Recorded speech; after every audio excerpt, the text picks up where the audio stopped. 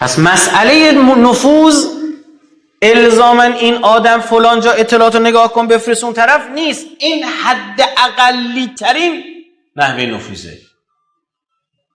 نفوذ فیزیکی این نفر بره کار کنه. نفوذ جریانی و نفوذ تصمیم سازی عجیب ترینه. لله و لرسولهی کاری میکنن مسئولین یک کشور خودشون کمر اون کشور رو بشکنن. تحلیل غلط در ذهنشون میسازن. امریکا که از روشایی که شوروی رو زد زمین چیکار کرد؟ انداختش تو بازی هسته‌ای، جنگ ستارگان درست کرد، عملیات‌های روانی و رسانه‌ای گسترده و افتاده بودن تو مسابقه بمب اتم ساختن. او 5000 تا بمب اتم برای چی می‌خواست شوروی؟ می‌خواست زمین از مدار خارج کنی. افتاد تو بازی. چی رو از دست داد؟ مردم. اصل رو از دست داد، ریشه رو از دست داد. یه لحظه برگشت. نمونه دیگهش اوکراینه. اوکراینیا با روسا اصلا همزمان، هم نژاد، هم زبان، همه چی. شروع کرد کار کردن. اول فرهنگی غیریت ساخت، اونا با تو فرق دارن. فوش درست کرد، جوک درست کردن واسه همدیگه، زدن همدیگه از هم کشتن. دشمنی و خون ریخته شد. خون که ریخته شد این تثبیت شد. مرحله دوم این اجتماعی شد، این جریان فرهنگی مجتمع شد، انقلاب‌های رنگی شکل گرفت در اوکراین. جریان اون طرفی غربی را آمد سر کار، یعنی مسئله سیاسی شد، به این فرهنگی اجتماعی سیاسی و امروز نظامی. همین کاری که امروز دشمن در جمهوری آذربایجان، مردم جمهوری آذربایجان واقعا باورشون اینه که اینا یک کشوری بودن، روسیه شمالشون رو گرفته بوده، ایران جنوبشون رو. روسیه شمال عرس رو گرفته بوده، ایران جنوب عرس. این آذربایجان یک کشور بوده، اینجوری تصور میکنه. بعد چی شده؟ روسیه پس داده اونجا رو، ایران پس نمیده. در کتابای درسی و تاریخشون می‌نویسن وقتی این تو کتابا بره و مسئول ما اینور ساکت باشه، باید زمین و زمان رو به هم میدوختیم همون موقع. آدم هوشمند و باهوش و دشمن شناس این مقدمه اینه که فردا این میخواد 20 سال 30 سال دیگه ادعا بکنه در مورد جنوب عرس، روزی که اصلا شمال عرس هیچ وقت اسمش آذربایجان نبوده. شمال عرس اسمش آران و شروان بوده. آلبانیا هم بوده. هیچ وقت اسم اون شمال ها گذاشتن آذربایجان، ما باید داد و بیداد میکردیم.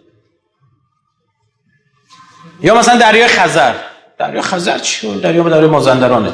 دریای درستش کاسپیان. همه انگلیسی ها عربا میگن بحر قزوین همون کاسپین همونه. بعد ما میگیم خزر یه اسم غیر مرتبط. زمان دهه 70 متاسفانه با اصرار الهام علیف ایران هم پذیرفته نگذاشت که خزرهای قوم وحشی بودن، از مغولستان بلند شدن اومدن 1000 سال پیش در شمال قفقاز، تا زمان با مسلمان هم جنگیدن.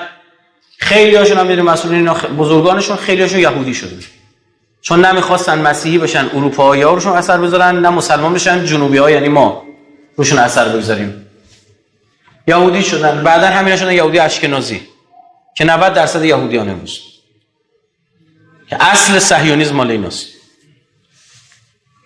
هنوزم نگاه بکنید این آخونداشون، این خاخاماشون، این کلاهپشمی که سرشون میذارن، همون کلاهپشمی که رو قفقاز اینا تو سرشون میذاشتن، شده نماد دینی در حال یه منطقه گرم. مثلا گذاشتن کلاهپشمی اصلا موضوعیت نداره. تحقیقات ژنتیکی هم انجام شده، توشون ژن مغولی دیده شده.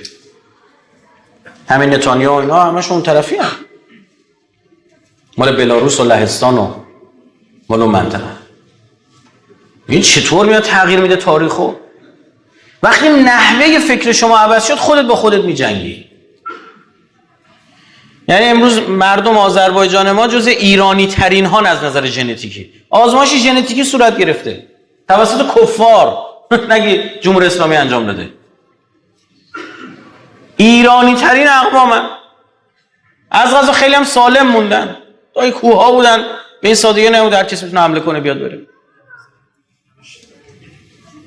طرف عمیقاً داره احساس تعلق میکنه به مغولا. عجب. نتیجه چیه؟ نتیجه شستشوی مغزی. این شستشوی مغزی یعنی اطلاعات غلط دادن. انقدر اطلاعات کانالیزه شده به خورد شما میده، دیگه سیستم محاسباتی شما تغییر میکنه. مثل آدم میشه که هر چی بهش بگی، دیدی مثلا بعضیا اخبار خوب صدا و سیما رو که دارن گوش میکنن فوش میدن. میگه بابا دیگه کار میگه دارم یه کار روغ اینو. سیل اومده جون کار سپاه. زلزله اومده کرمانشاه.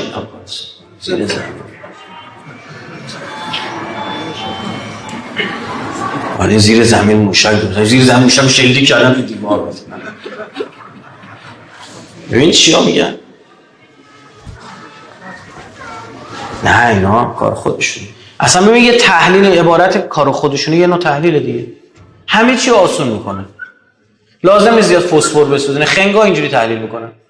چون لازم نیست خیلی زحمت بکشه، میگه کار خودشون از بیخ ماجرا حل میشه. هر چی بشه کار خودشون. تمام شد. دستگاه محاسباتی وقتی دنبال مزه آدام سه رئیس جمهور ما بودن یعنی چی؟ یعنی بدونیم این آدم چجوری باید نزدیک بشی. یه پرونده بود یکی شکایت کرده بود. از یکی از این مجموعه امنیتی از ما خواستن، گفتن که شما میتونی خبر داری، چون آدم اومده پیش من یه حرفی زده بود. اگه میشه مثلا شما برید یه توضیحی بدید به بازپرس. بعد گفتم بابا نه سر پیازیم نه تعویض. گفتم برو باش. بعد رفتم اونجا، من قاضی رو نگاه کردم، دیدم بازپرس از این و تا این ور عکس اساتید اخلاق زده بود پشت سرش. یعنی بعضیشون بودن منم نمیشناختم. گفتم آقا این ایشون کیه؟ گفتم ایشون بودن، اسمی ما شنیدیم مثلا اینجوری. عکسای بعضن یونیک ها، یعنی مثلا از آیت الله کشمیری عکسی گذاشته بود که من هیچ جا تو اینترنت ندیده بودم. خیلی خاص داره. این روحیش چیه؟ این از اوناست که دنبال استاد اخلاقه. آره یکی بخواد به اون نزدیک بشه از همین راه نزدیک میشه. مثال میزنم، احتمالاً الان سخنرانی بشنوه. واقعیته. تحلیل میکردن، گروه جاسوسی دستگیر شد، تو اتاقای نهاد ریاست جمهوری وقت عکس‌ها و مجسمه ها و المان هایی که گذاشته شده بود رو تحلیل میکردن. بتونی با اون آدم نزدیک بشی. همون تحلیلی که کاسب با شما میکنه. نمیخوای بخری و میای بیرون می‌بینی دستت. خریدی؟ یعنی در زندگی روزمره این شستشو مغزیه و این اثرگذاریه چیه؟ الان مثلا در مورد خانوما تو هر کاری بکنه آخرش میری تو مقصر در میاری. چطور ممکنه اینجوری در میری میچرخی دوباره تو مقصری، از این ور میری تو مقصری، از اون ور میری تو مقصری. ساز و کارشون رو طبیعی یاد گرفتن. میگه بر این حضرت چو مشتاقان نیاز آرند نازارند. اومده نیاز داره میگه میشه این مشکلمو حل بکنی؟ بعد میگه تو کلاس بذاری دیگه، حالا بذار بریم چی میشه. میبینه همونم بلدن یه جوری میگن با یه ناز و ادایی، میگه تو هم یه چی بده کارم بیشترش. عجب. قرآن هم اینو میگه. قرآن میگه مال این حرفا نیستید شما مردم. ان کیدهن عظیم. هیچ چیکار کرد با یوسف؟ 8 سال فرستاش آبخانه بخوره. این یعنی چی؟ شستشو مغزی. از بچگی خدا اینجوری قرار داده. خدا این کار کرده که ما مردا تکفل خانوما رو از این جهت به دست بیاریم، کمکشون کنیم. اینو قرار داده. اصلا کسی دختر بچه و پسر بچه دارن میدونن. هم بچگی فرق دارن. این لرن کرده، این آموزش دیده در طول سال. خدا اینطور قرار داده.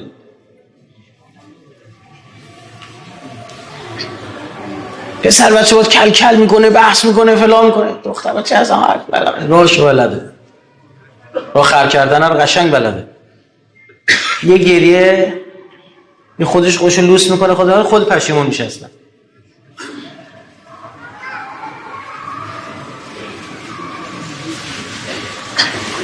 این هست. حالا فکر کنید اساتید روانشناسی، جامعه شناسی، نوروساینس، نمیدونم چی، همه نشستن میخوان طراحی کنن.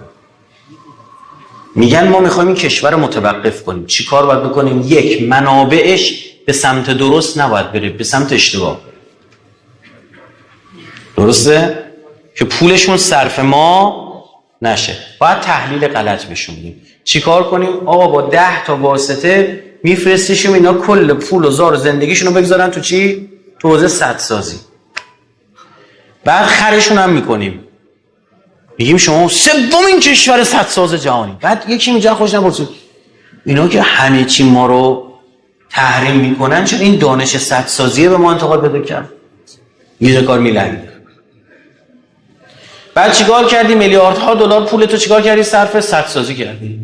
تشتکای بخار درست کردی. آب خروجی نداره خوزستان بریزه توی دریا، شوری تو دریا داره پیشرفت میکنه میره. چون این طبیعت یک سازگاری با خودش داشته. دبی خروجی آب به سمت دریا باید انقدر میبوده. حالا باید فکر کنی برای درست کنی. افتادی توی بازی. بعدش هم بفهمی تهش میخوای سد رو خراب کنی. میشه بفهم میلیاردها دلاری که خرج سد کردی کجا رفت؟ باد هوا. یه بخشی بدونم منابعشون کار. یا مثلا آمریکایی همین کار کردن با روسا دیگه عرض کردم. رفت منابعشون سمت تولید تشک‌های هستی. یا جالبه الان اگر این روسیه تو تولید غذا و تو امنیت غذا خودکفا به معنی واقعی کلمه است، برای چی؟ به خاطر زمان شوروی که دلایل فروپاشی شوروی کمبود گندم بود. یک جنگی من با بخشی از جریان‌های امنیتی سیاسی سال اوایل دهه 90 در گرفت اصلا مسئولین ما نمیفهمیدن من چی میگم. به یک بارا آمدن گفتن آب هست ولی کم است. این که خوب رسانه‌ای شد من شاخکام فعال شد. چون من میدونم ما کار رسانه قشنگ بلد نیستیم. کار رسانه خوب دیدید کار ما کار دشمنه.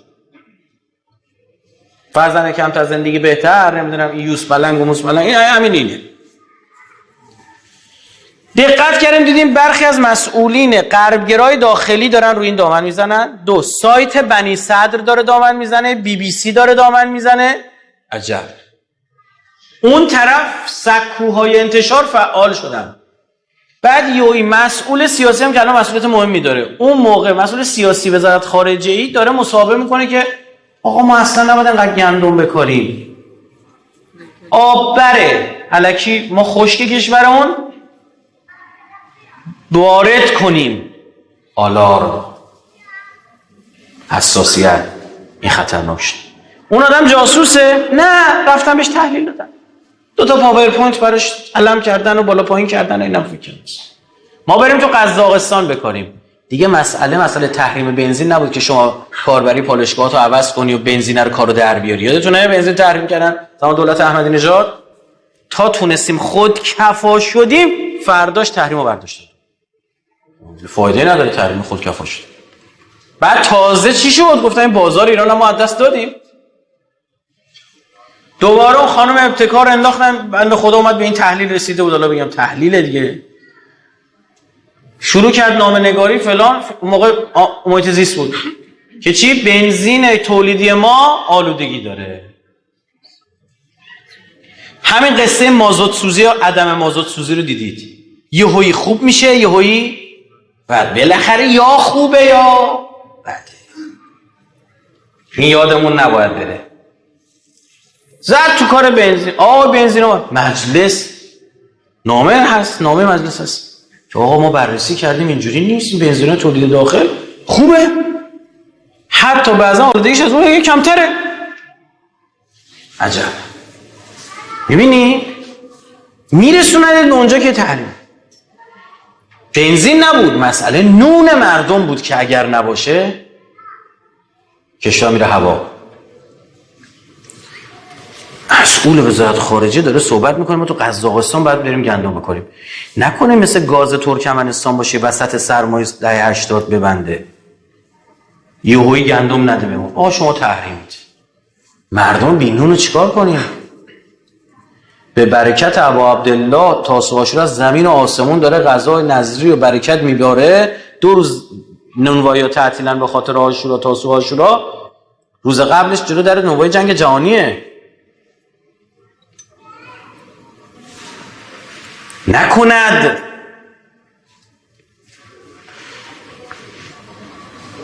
بیشتر پیگیری کردیم، گفتیم خب باشه شما راست میگید آب بره، باشه چرا هندونه وارد میکنید؟ چرا هندونه میکنید؟ هندونه رو وارد کن، گوجه خیار رو وارد کن، اینا رو چه گندم رو دست گذاشتید. حالا گوجه خیار نباشه تو بازار به جای بر نمیخوره، هندونه نباشه مردم نمیگن مردی، اما گندم کلیدی. میبینید؟ یعنی میاد میره تو دهن مسئول ما، این مطلب میاد بیرون. من امروز از این مطالب زیاد میشنم، از دهن بچه حزب اللهیا وزن میاد بیرون. واقعیتش اینه که بزرگترین ضربه ها رو گاهی وقتا دشمن از بیرون نمیزنه، بلکه خودی هایی میزنن که تو لباس خودمون نفوذ کردن. یعنی همون مسئولینی که باید دلسوز مردم باشن ولی شدن عامل دشمن یا دنبال منافع خودشونن. این نفوذی‌ها میتونن تو هر سطح و پستی باشن، از پایین ترین کارمند دولت بگیر تا بالاترین مقام ها. کارشون هم اینه که یا عمدن گند بزنن به کارا تا مردم ناامید بشن، یا اطلاعات مهم مملکت رو بدن دست دشمن، یا جوری تصمیم گیری کنن که فقط به نفع خودشون یا اونایی باشه که ازشون خط میگیرن. فرض کن یه مدیری هست که از قصد یه پروژه مهم رو لغو میکنه تا به شرکت خارجی ربط بده، یا یه مسئولی که اطلاعات اقتصادی کشور رو لو میده و باعث میشه دشمن راحت‌تر تحریممون کنه. اینا همش ضربه‌هایی که نفوذی‌ها میزنن و متاسفانه خیلی هم نامحسوس عمل میکنن. شناختن این نفوذی‌ها خیلی سخته چون ظاهرشون مثل بقیه مسئولینه، اما نتیجه کاراشون رو میشه دید، از ناکارآمدی‌ها و فسادهای مالی بزرگ بگیر تا تصمیمات غلطی که مملکت رو به مشکلات بزرگ میندازه. شما فکر میکنید چطور میشه این نفوذی‌ها رو شناسایی کرد؟ نظرتون رو حتما توی کامنت‌ها برامون بنویسید. لایک و سابسکرایب هم یادتون نره. فعلا